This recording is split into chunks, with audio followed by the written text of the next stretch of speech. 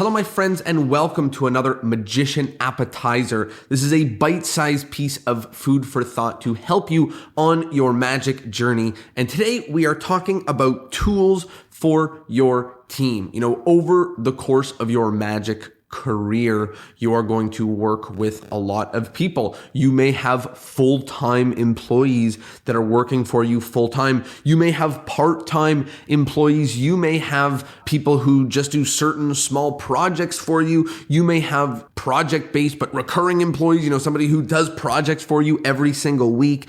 And as soon as we start expanding our team to more than one, then we also become the managers and we have to manage people. And to do that, there are different tools that are pretty effective. So over the course of the past couple years, my team has grown. I now work with a team of it's Ben and I plus 2 full-time employees at the Toronto Magic Company, plus a handful of freelancers, another 2 or 3. And then at Discourse in Magic, we have 2 full-time employees and we're bringing on our 3rd right now. And I'm also bringing on potentially a 4th full-time employee at Toronto Magic Company. So really, really exciting. I've been working with a team for a little while and I wanted to share with you 6 tools, 6 pieces of software that you can use that are going to make working with your team easier, more efficient, more fun. And a lot of these softwares are just free and it's worth taking a stab at. So in no particular order, starting with the first one, this surprised me actually, is Slack.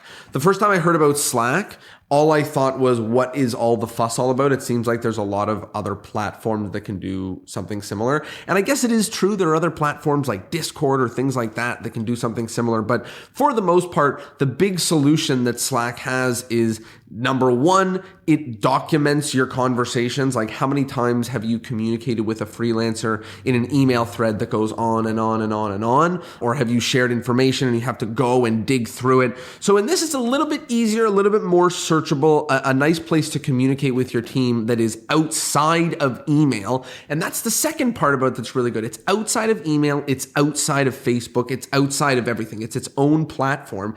And the third most important reason why I like this, and this is why you might take a stab at it, is if you have multiple team members. Because if you have multiple team members, then you may have conversations with all of you. You may have conversations with you and individuals, and they may have conversations with each other. And for me, that's been a real lifesaver. Instead of us being on like different chats on Facebook and losing them, or being on WhatsApp and, having it kind of ding like my phone would ding like a message.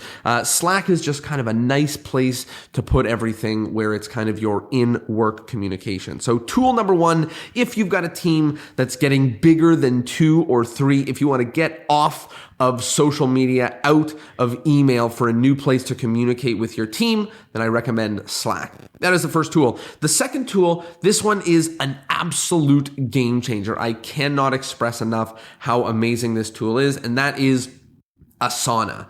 Now, there are a lot of different options similar to Asana. There's Asana, there's Trello, there's Monday.com. There's plenty of different trackers, project managers. But basically what it is it's a project managing software. So instead of you going back and forth over email saying this change, that change, this change, that change, with a long list of bullet points of changes and things like that, with Asana, you can have a project. Within a project, you can have tasks.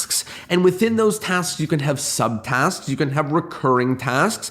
You've got basically a place to track everything. And it really makes it simple because now you don't have to dig through email or Slack or anything else like that to discover the first version of something, or if you've got a big project, it's split into different parts. You don't have to go scroll up to wherever part 1 was. It's separate and it's really, really easy. You can set goals, you can set deadlines, you can do tons and tons and tons inside of Asana, and as well as, some of those other platforms like Trello. Most of them are free, up until a point. There's certain bonuses that you can pay to get more, but I use it completely entirely for free, and it really, really is a game changer, and it gets you out of a long thread to give tasks and into a really, really easy place to write out tasks, communicate about tasks, add people and manage people on tasks. So if there's one person doing something, you send it to them. If there's multiple people, it's all visible. It's really, really effective. So I found this probably doubled or tripled the amount of work that I was able to do with my team just because it was clear and organized and not very hard for me. So tool number 2 is Asana. Tool number 3, this one I waited way too long to bite the bullet on, and I regret waiting so long. This is Loom. Now there's, again, a lot of different alternate versions. There's like Bonjoro, there's a ton of different things that do it. There's something called like Boom, I don't know, something like that, or Bomb, I don't know. But there's a ton of different options. What it basically is a screen or camera recorder that takes that file and immediately puts it in a folder on the web and gives you a link that you can share. So you might think to yourself, okay, well, I can already record things on my camera. I can already screen record on my computer. Why is this so good? Well, it takes so long to record a video on your camera, upload it to like a drive, send that drive link to someone. That's a long time. Same thing about if you send some sort of screen recording, some sort of tutorial, that also takes a long time. You have to save it to your computer. It's usually a ginormous file. And this just makes the whole process of recording yourself, recording your computer, or recording yourself and your computer at the same time really, really easy.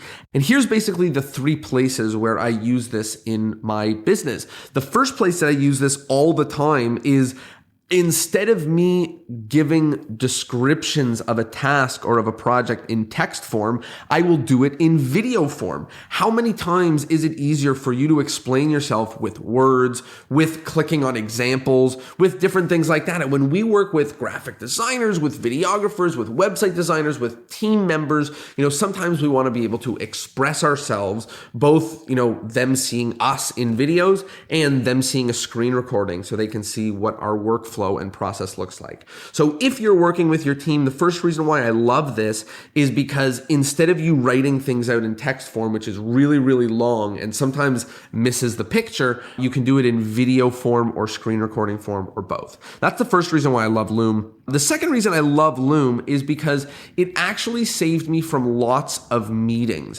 When you start working with multiple people on your team, anytime there's a question or a problem that you can't write out with words that you want to explain, the usual instinct, even for most companies right now, is to schedule a meeting, to set up a meeting. And that becomes problematic because if you set up a meeting every single time, then you start losing out on your calendar.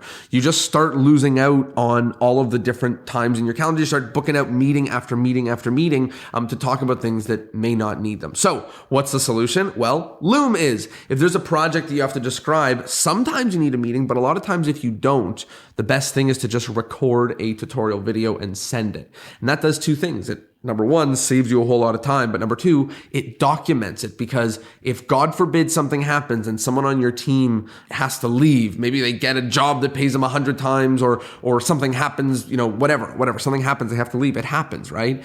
If that happens, then you are going to have those videos to use. You're going to be able to share those videos with the next team member that joins the team. So that's the second reason I love Loom. And the third reason that I love Loom is, and this is kind of a little secret bonus, is it's a really cool, easy way to send thank you videos to clients. Really, really simple way to record, send it very, very quickly. You can do a trick for your camera or something like that. And it even tells you when they viewed the video and it gives them space to comment or reply or something like that. So again, you can use something like Bonjoro, or there's lots of different options, but I like Loom. Really, really simple, and I love it. That is tool number 3. For tool number 4, this one is kind of obvious, but I'm going to mention it anyways. This is Google Drive. Now, again, there's lots of options. You can use Dropbox. There's tons of different file sharing options, but I think it's really important once you're using a team that if you're going to be sharing files back and forth, you don't want to just send them a file that's going to disappear and them send you a file that's going to disappear. You want the space, and it's really important to potentially pay Dropbox or Google Drive to get that couple hundred gigs or maybe terabytes of cloud storage to be able to put your photos or videos or projects or anything else like that. If you have to go and upload from your hard drive photos or videos or something every time you have a new project, it's going to slow you down working with your team. So obviously, yeah, there's secure things that you may not want to put up in the cloud. But if you're working with your team, if you're writing things together, if you're creating videos together, creating documents together, graphics together, anything, then you probably want to invest in some sort of cloud storage. That's a Google Drive, a Dropbox, or something similar. That is tool number 4. It's really, really easy, and I recommend it. Super easy to add teammates, team members, and stuff like that. Tool number 5. This one's obvious. I'm not going to go too deep into it. Zoom. I think Zoom is important to have meetings, and I think that as time goes on, we are going to have teams that are more and more global, and it's nice to be able to share your screen and also see each other and all that good stuff. You guys know Zoom. You just experienced the pandemic, so you guys know all about Zoom, but really, I think that it's important. If you don't use Zoom, you can use Skype or whatever other platform that you like to use, FaceTime or something like that, but I think Zoom did a really good job, and I pay for it because I do virtual shows, and it's pretty good for my team, and I even pay for the recordings because it's great to have the recordings of things that you teach to your team because you may want to use it later. So that is number 5, Zoom. I'm not going to go too far into that one because you guys know. And number 6, and this one may be a surprise, maybe not, I don't know, but this was something that I held off doing for a very long time. And then as soon as I got my first full-time team member, this was the most important thing, and I'm glad I did. And that is LastPass, some sort of password manager, password sharer.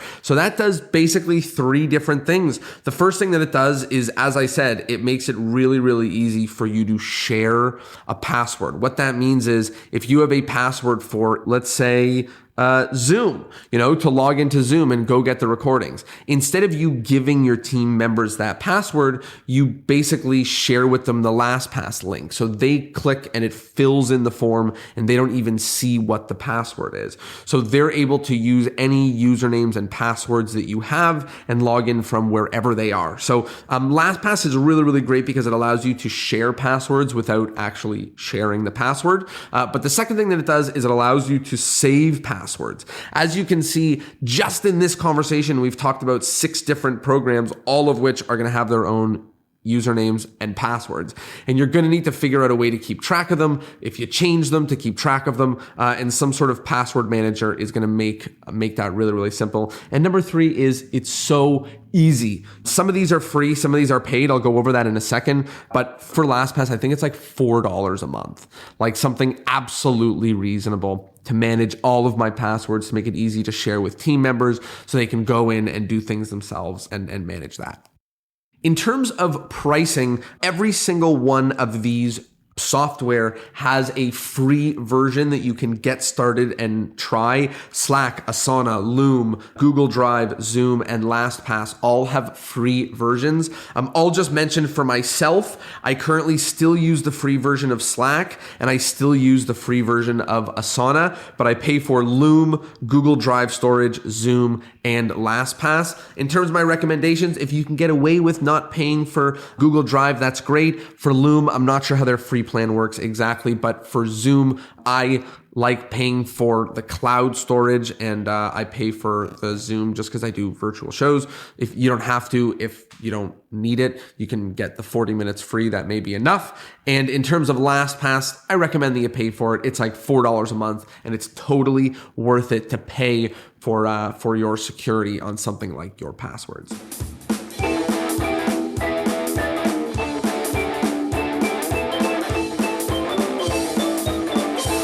Well, there you go. I hope that you liked the episode and I hope that you learned something. I hope that there was something here for you to maybe explore. Maybe you're going to check out Slack, maybe Asana, maybe Loom, Google Drive, Zoom, LastPass, who knows? And I would love to know one of 2 things. The first is, what software do you use with your team? Is there one that I forgot here that you use? Or do you think one of the ones that you use is a better version of something that I have here? Because I'm always interested in learning something? That's the first question. The second question is, if you are growing your team, trying to grow your team, want help growing your magic business, just down below in this, there's going to be an email, info@discourseandmagic.com. And if you click that email with the word upgrade, then I'll get you some info about upgrading your magic business. And that might mean working with a team member and adding some software to make that easy.